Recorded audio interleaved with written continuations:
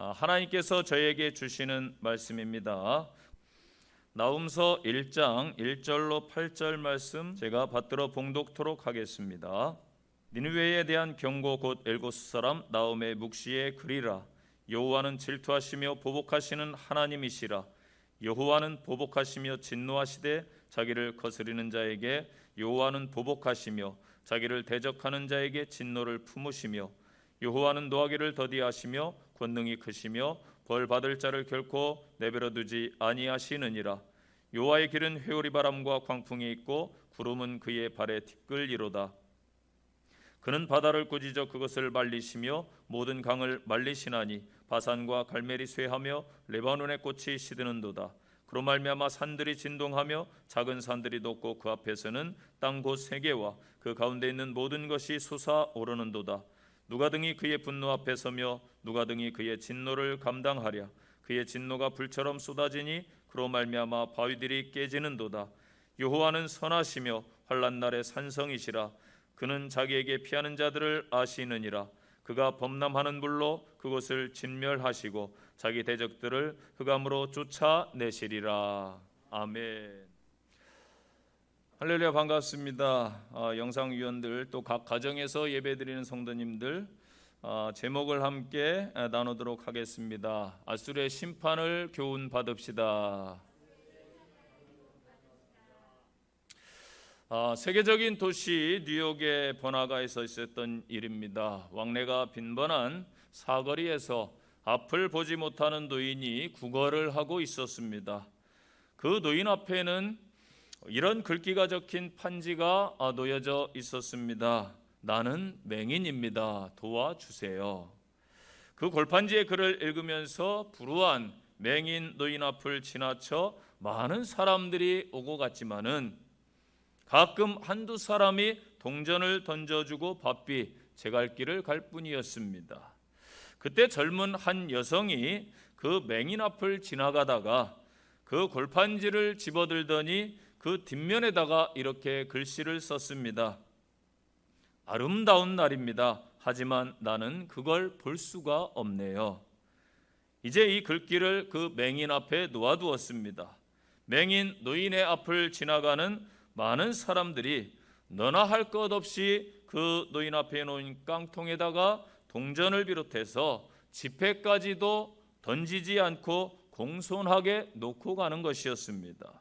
순식간에 깡통에 동전과 지폐가 가득 찼습니다. 판지에 적혔던 처음 글이나 나중에 아가씨가 적은 내용은 사실 같은 의미입니다. 그러나 표현을 다른 말로 고쳐 썼을 뿐이지요. 오늘 나훔서의 메시지가 이것과 같습니다. 같은 역사를 주관하시는 하나님이신데 아수르에게 다가서는 하나님과 선민 이스라엘에게 유다 백성에게 다가서는 하나님이 다르다라는 것입니다. 이 같은 세상 속에 살지만 오늘날 세상 사람들과 우리 믿음의 성도들이 다르다라는 사실을 기억하시기를 바랍니다. 이 아시리아는 세계 역사상 제국으로서의 면모를 갖춘 최초의 국가였습니다. 티그리스강 상류 비옥한 초승달지대 동북부에 위치한 아수르는 3000년 이전까지 거슬러 올라가는 오랜 역사를 가진 국가였습니다. 디글랏 빌레셀 3세와 살마네셀 5세 때에 영토 확장을 위한 정복 전쟁을 시작하게 됩니다. 근 한 세기 동안 근동 지역의 패자로서 애굽까지 손에 넣고 번영을 구가했습니다. BC 722년 사르곤 2세의 영도 아래 북이스라엘을 무너뜨립니다. 그리고 이어서 남유다도 침공하게 되지요. 그 이후에 사네립이 BC 701년도에 예루살렘 성을 포위하는 사건이 일어나게 됩니다. 그 당시 이 아수르는 피와 공포의 제국이었습니다. 비정복국에 대한 광적이고 야만적인 살육의 자행, 과도한 학대와 착취로 당시 주변 나라들을 공포의 도가니로 몰아넣었습니다. 아수르인들은 전쟁을 수행하면서 적국을 완전히 초토화시키고 모든 문명을 파괴하는 것에 대단한 자부심을 가졌습니다. 우리 문명만이 있어야 되고 다른 모든 나라의 문명은 하찮은 것이라는 그러한 사상을 가지고 있었습니다. 또한 아수르 제국은 인간의 여러 신체 부위에 대한 끔찍한 폭행과 사체 모독을 놀이삼아 즐겼다고 합니다. 이는 피정복민들의 반란을 사전에 방지하고자 하는 목적도 가지고 있었습니다. 주변 약소국들과 조약을 밥 먹듯이 무시하고 대국에 걸맞지 않는 기만책을 또한 사용해서 화친과 투항 의지를 밝힌 민족이나 도시국가들을 완전히 유린했다고 합니다. 이와 같은 아수르의 존재와 직간접적인 위협은 그 당시 남유다 백성들에게는 도저히 떨칠 수 없는 불안과 어찌 보면 고통의 원천이 되었습니다. 나훔은 이 같은 상황에서 아수르 제국 역사상 가장 광대한 영토를 차지했으면서도 내외적으로 그렇게 들끓던 아수르를 향해서 수도 니느웨를 1차 대상으로 하나님의 심판과 멸망을 예언합니다. 하나님께서 니느웨를 멸하시는 것은 결국 당신의 백성인 남유다 선민의 보존과 평화를 위한 것임을 명시적으로 밝혀주고 있습니다. 하나님께서는 궁극적으로 당신의 택하신 백성의 구원과 그 회복을 위하여 이 온 세상의 역사를 이끌어 나가고 계신다는 것을 오늘 본문이 분명하게 보여주고 있는 것이지요. 이 나훔서는 1절 보니까 니느웨에 대한 경고라 곧 엘고스 사람 나훔의 묵시의 글이라 그렇게 1절에 기록되고 있습니다. 엘고스 사람 나훔이 기록한 묵시의 글 예언서입니다. 나훔이라는 뜻은 긍휼과 자비 혹은 위로자의 뜻을 가지고 있습니다. 이 나훔서의 내용은 니느웨 그 당시 아시리아의 수도 니느웨에 대한 중대한 경고입니다. 니느웨가 죄악으로 말미암아 멸망할 것이다 경고하는 것입니다. 나훔 선지자가 예언의 대상으로 삼은 것은 두 가지예요. 하나는 아수르의 수도 니느웨 그리고 그 당시 그 아수르를 이끌고 있었던 왕입니다. 아수르의 수도인 니느웨도 멸망하고 왕도 멸망할 것이다. 두 가지 내용입니다. 아수르는 나훔의 예언이 맞춰진 지 50년이 지난 BC 612년에 바벨론 군대에 의해서 완전하게 멸망해서 역사의 뒤안길로 사라져버렸습니다. 나훔 선지자는 포로되어 있는 유다 백성들을 위로하기 위해서 무엇보다도 하나님의 성품에서부터 시작해서 소망을 안겨주고 있습니다. 유다가 비록 지금 어려움 곤고함 중에 있으나 하나님의 성품으로 보아서 언제까지 제국에게 원수에게 내버려두지 아니하고 반드시 구원해 주실 것이라는 내용입니다. 그러므로 절망치 말고 당신들이 하나님께 소망을 가지라는 것이 나훔서의 메시지이지요. 오늘날 우리에게 동일하게 하나님이 주시는 말씀입니다. 너희들이 고난 가운데 있느냐, 문제 가운데 아픔 가운데 있느냐, 하나님은 살아계시다. 하나님이 너희를 도와주실 것이다. 믿습니까? 오늘 말씀을 통한 교훈입니다. 첫째는 오늘 본문을 통해서 위로자 되시는 하나님을 만나라는 거예요. 이 나훔서는 요나서가 기록된 지 약 100년 후에 기록된 책입니다. 요나가 활동하던 시기가 주전 760년 아수르가 신흥 제국으로 막 발돋움하던 그러한 시기입니다. 당시 니느웨는 하나님께서 요나 선지자를 보내가지고 심판을 경고하게 되지요. 잘 아시는 요나서의 내용입니다. 그때 당시 니느웨는 왕으로부터 시작해서 어린 아이 또 짐승에 이르기까지 금식하며 거국적으로 회개 운동을 벌이게 됩니다. 회개 운동을 통해 구원받은 아수르는 그런데 안타깝게도 시간이 얼마 지나지 않아서 다시 타락하고 그 교만과 악은 더욱더 극심했다라는 사실입니다. 주변 나라들에 대해서 잔인한 사륙을 자행했으며 자기들의 이기적 목적을 위해서라면은 신의를 헌신짝 버리듯 했습니다. 그래서 역사가들은 아수르를 고대 근동의 망나니 국가다 그렇게 지칭했습니다. 이처럼 하나님의 은혜와 사랑을 배반하고 또다시 죄악과 패역을 행하는 니느웨를 향하여 하나님은 멸망의 심판을 예언합니다. 이 예언의 선포가 핍박을 받고 있던 그 당시에 주변국들에게는 큰 위로의 메시지였다라는 것입니다. 하나님께서 왜 이방 나라인 아수르 제국의 수도 니느웨에 대한 묵시를 기록하게 하였겠습니까? 구약 선지서 가운데 이방 나라에 대한 기록이 3권이 있습니다. 구약 성경에 보면은 잘 아시는 오바댜서가 있고, 이것은 에돔 족속에 대한, 그리고 요나서와 나훔서가 있는데 이것은 아수르에 대한 그러한 내용이 되겠습니다.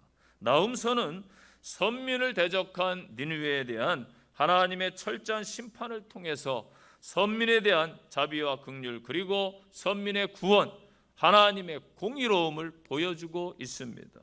아수르는 고대 근동을 핍박했을 뿐만 아니라 선민인 북이스라엘을 722년에 멸망시켜 버렸습니다. 또한 701년에는 남유다마저 침공해서 멸망시키려 했습니다. 이런 아수르의 공격은 그 이후에도 계속되게 됩니다. 아수르가 행악을 일삼고 있을 때 하나님께서는 나훔을 통해서 당시의 백성들 가운데서 아수르에 대한 심판을 베푸실 것을 선포하고 있습니다. 아수르에게 모진 고통을 당하던 그 남유다 백성들을 하나님은 선지자를 통해서 위로하고 계신 것입니다. 그래서 나훔의 이름이 위로자인 것입니다. 하나님께서는 당신의 백성들이 계속해서 원수들에 의해서 고난당하도록 간과하지 않으십니다. 당신의 뜻을 이루신 후에는 자기 백성들의 원수를 심판하심으로 자기 백성들을 위로하십니다. 이 사실을 기억하고 우리 또한 하나님의 선하심과 하나님의 은혜로움을 항상 소망하며 사시기를 바랍니다. 하나님은 우리의 처한 고난과 우리의 아픔과 우리의 연약함 모든 것을 아십니다. 그렇기 때문에 위로해 주십니다. 이사야 40장 1절 말씀입니다. 너희의 하나님이 이르시되 너희는 위로하라 내 백성을 위로하라. 고린도후서 1장 3, 4절입니다. 찬송하리로다 그는 우리 주 예수 그리스도의 하나님이시요 자비의 아버지시요 모든 위로의 하나님이시며 우리의 모든 환난 중에 우리를 위로하사 우리로 하여금 하나님께 받은 위로로서 모든 환난 중에 있는 자들을 능히 위로하게 하시는 이시로다. 아멘. 오늘 우리 성도들도 위로자 되시는 하나님 앞에 온전히 서셔서 그 크신 하나님의 위로를 받기를 간절히 축원드립니다. 두 번째 교훈입니다. 동일시하시는 하나님을 오늘 본문을 통해 만나볼 수가 있습니다. 동일시가 무슨 말입니까? 어떠한 대상의 특성을 받아들여서 자신과 동일한 것으로 받아들이는 것을 말합니다. 흔히 말하죠. 과부가 과부의 심정을 안다. 허리 아파 본 사람은 허리가 제일 아프다고 그래요. 그래서 허리 아픈 사람의 심정을 안다고 하죠. 이가 아픈 분들은 이 치통이 최고 심하다. 그러면서 이 아픈 사람의 심정을 안다고 합니다.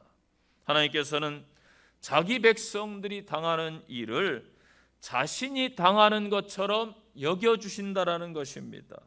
흔히 여러분 자녀들이 심하게 아프면은 부모님 자신이 아픈 것과 같은 이치인 것입니다. 2절 말씀 보세요. 여호와는 질투하시며 보복하시는 하나님이시라.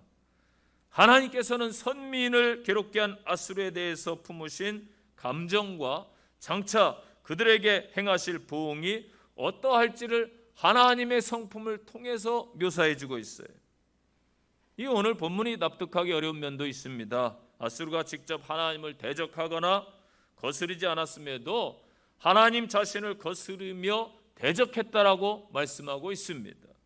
이것은 아수르가 하나님의 백성을 학대하고 괴롭게 했다라는 사실과 관련됩니다.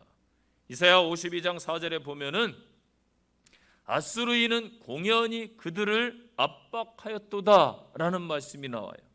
여기에서 그들은 당연히 하나님의 선민을 가리킵니다. 아수르는 하나님의 선민을 학대하였고 거기에는 아무런 이유가 없었습니다. 선민은 아수르에 대해서 아무런 적대 행위도 하지 않았는데 아수르는 자기들의 이기적 탐심을 채우기 위해서 공공연히 주변국 여러 이웃들을 괴롭힌 것이지요. 이는 실로 어리석고 스스로 멸망으로 가는 행위라는 것입니다. 하나님은요, 일찍이 아브라함에게 창세기 12장 3절에서 이런 말씀을 주셨어요. 너를 축복하는 자에게 내가 복을 내리고 너를 저주하는 자에게 내가 저주하리니 땅의 모든 족속이 너로 말미암아 복을 얻을 것이라. 아멘. 출애굽기 23장 22절에서는 내가 내 원수에게 원수가 되고 내 대적에게는 대적이 될지라 말씀하셨습니다.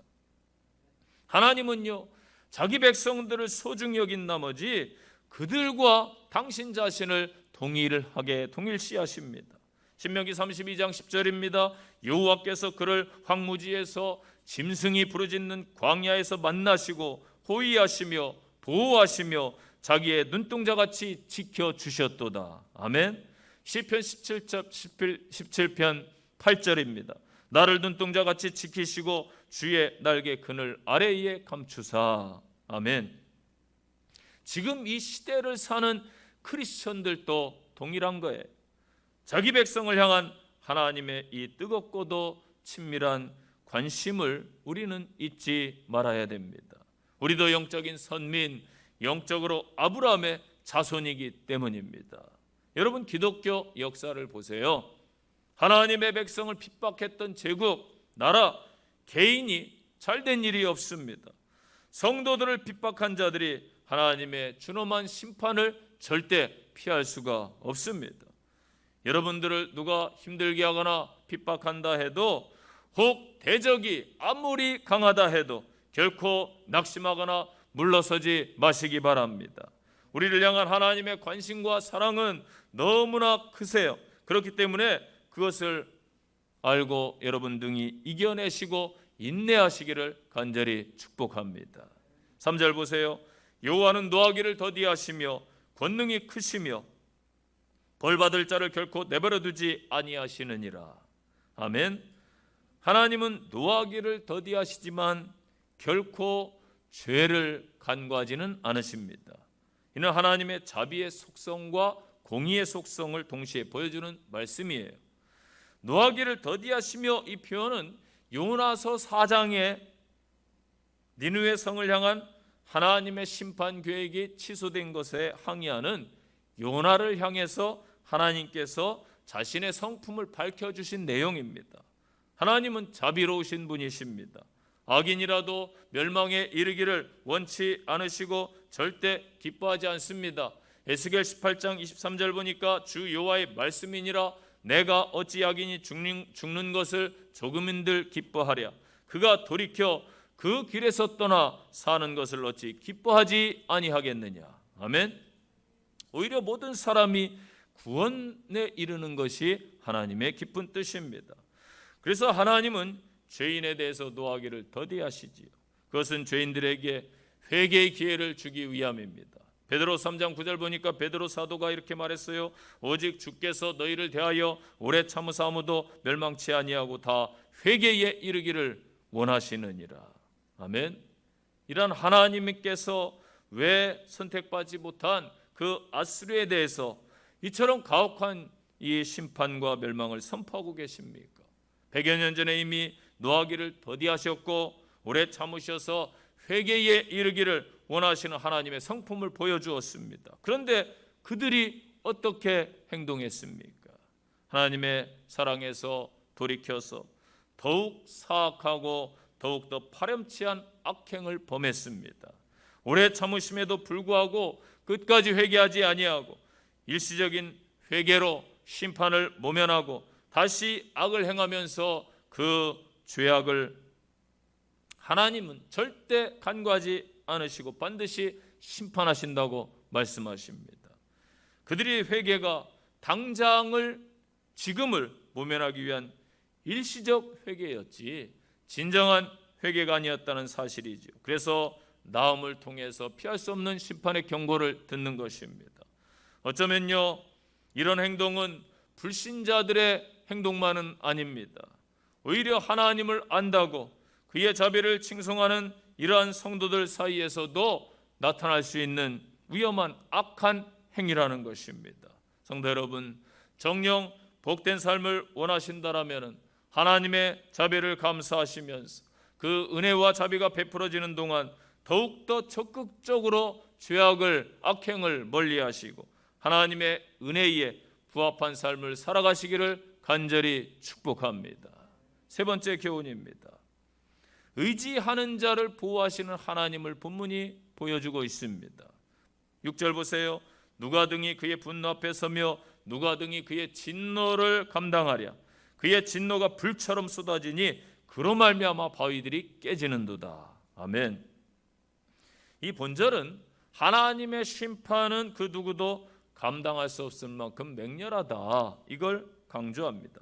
이 분노에 해당하는 잠이라는 단어가 구약 성경에 약 22번 정도 쓰였는데 다 하나님의 심판과 관계 있는 단어라는 것입니다.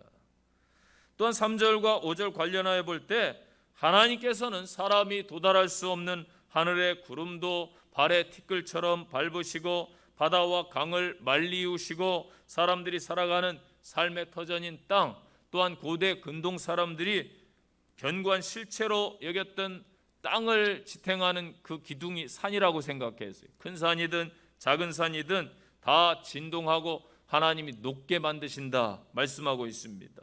그래서 누가 하나님의 분노 앞에 서고 누가 그 어미한 진노를 막겠습니까? 고대 근동의 패권을 장악한 강대국 아수르라 할지라도 하나님의 심판 앞에서 멸망할 수밖에 없음을 강조하는 말씀입니다. 진노가 불처럼 쏟아지고 그로 인해 바위들이 산산조각 날 것이다. 여러분, 마지막에 하나님께서 이 세상을 불로 심판하신다라고 말씀하셨어요. 그때 저와 여러분은 어떻게 해야 될까요? 바로 하나님을 의지하고 하나님 앞에 온전히 나가시기를 바랍니다. 7절 말씀 보세요. 그는 자기에게 피하는 자들을 아시느니라. 아멘. 이 피하다라는 단어가 원어상으로는 의지하다라고 번역될 수가 있어요. 이 피하는 자들이라는 이 호세의 원형 하사가 단지 장소를 이동해서 피한다, 이런 물리적 개념이 아니고, 이 킹제임스 번역이나 다른 여러 번역본 성경에 보면은 이 그를 신뢰한다, 신뢰하는 자들이란 의미를 갖습니다. 이렇게 번역해 놨어요. 그래서 하나님을 진심으로 따르고 믿는 자들, 그런 뜻입니다. 여러분은 하나님을 진심으로 따르고 믿고 있습니까? 현재 세상 속에 살지만은 이 세상과 물질과 과학과 인본주의를 의지하지 아니하고 전능하신 하나님만, 창조주 하나님만 의지하고 계신가요? 여기서 하나님이 아신다는 것, 이 말씀이 정말 중요합니다. 하나님의 특별한 보호, 사랑을 이야기하지요. 예수님께서는 요한복음 10장에서 나는 선한 목자라 말씀하시면서 나는 내 양을 안다 라고 말씀했습니다. 그분은 양들을 구원하기 위해서 자기 목숨까지도 내어놓으셨습니다. 이와 같이 하나님은 당신을 의뢰하는 자들을 전심으로 사랑하고 그들을 안전하게 보호해 주십니다. 여기서 안다라는 표현이 중요한데요, 부부가 서로를 경험해서 인격적으로 아는 것, 그래서 부부는 서로를 알아요. 또한 전쟁터에 나간 병사가 몸소 총알이 빗발치는 전쟁을 겪게 됩니다. 그래서 전쟁의 실상을 누구보다도 잘 알아요. 체험했으니까. 이러한 체험적인 알을 의미하는 것입니다. 하나님은 우리의 모든 것을 아시고 우리의 마음의 생각, 또한 입술의 말 어느 하나 모르시는 것이 없습니다. 그분은 우리의 심장과 폐부까지도 다 감찰하시는 전지하신 분, 우리가 어디에 있든지 계시지 않는 곳이 없는 무소부재하신 분, 하나님이 나를 아시는 것처럼 우리도 하나님과 인격적인 관계를 맺어야 되는 것입니다. 참 아버지와 아들의 관계가 되어야 하나님의 진정한 보호를 받을 수 있습니다. 하나님은 그러한 성도들을 온전히 지켜주실 것이고 그들에게 참 안전과 참 평안을 허락해 주실 것입니다. 온전히 우리를 아시는 하나님만 의지하시고 하나님의 그 은혜와 그 능력으로 날마다 승리하는 성도들 되시기를 간절히 축원드립니다. 결론의 말씀입니다. 디트리히 본헤퍼 목사님께서 1944년에 그 게슈타포 감옥에 수감되었을 때에 생전의 마지막으로 약혼자에게 보낸 시가 있습니다. 주님의 선한 권능에 쌓여 신실하신 주님의 팔에 고요히 둘러싸인 보호와 위로 놀라워라. 오늘도 나는 억새처럼 함께 살며 활짝 열린 가슴으로 새로운 해 맞으렵니다. 지나간 날들 우리 마음 괴롭히며 악한 날들 무거운 짐되어 누를지라도 주여 간절하게 구하는 영혼에 이미 예비하신 구원을 주소서. 쓰디쓴 무거운 고난의 잔 넘치도록 채워서 주실지라도 당신의 선하신 사랑의 손에서 두려움 없이 감사하며 그 잔 받으렵니다. 그러나 이 세상의 기쁨, 눈부신 햇살 바라보는 기쁨 다시 한번 주어진다면 지나간 날들 기억하며 나의 삶 당신께 온전히 드리렵니다.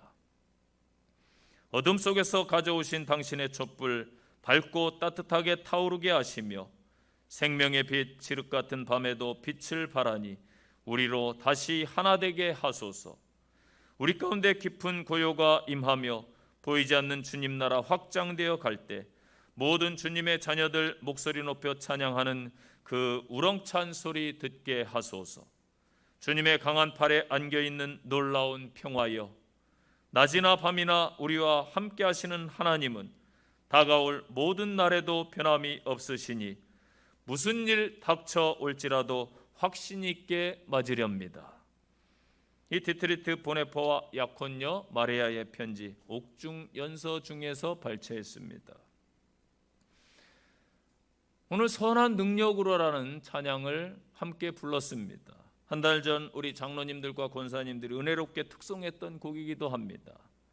절망의 순간에도 하나님을 향한 신실한 마음과 소망을 잃지 않고 앞으로 일어날 일들을 믿음으로 기대한다는 본헤퍼 목사님의 신실한 고백입니다. 죽음 앞에서. 사랑하는 성도 여러분, 아시리아가 하나님의 선민 남유다를 침공했고 그들을 위협했어도 하나님이 함께 하셨습니다. 하나님은 그들을 분명히 심판했습니다. 우리의 삶도 마찬가지입니다. 아시리아와 같은 여러 환경과 어려움이 여러분을 대적해도 하나님은 여전히 우리와 함께 하십니다. 그 믿음의 고백으로 한 주간 하나님 앞에 서시기 바랍니다. 절망과 어둠의 시간에도 하나님의 선하신 능력을 기대하고 온전히 서시기를 간절히 축원드립니다. 기도하겠습니다. 하나님의 그 크신 위대하심을 찬양합니다. 역사를 사람이 주관하는 것 같지만은 하나님께서 온전히 주장하심을 저희는 고백하고 믿습니다. 오늘도 각자의 여러 처소에서 예배드린 주의 백성들 한 주간 세상 속에서 하나님 함께 하심으로 승리케 하옵소서. 주 예수님 이름으로 기도합니다. 아멘.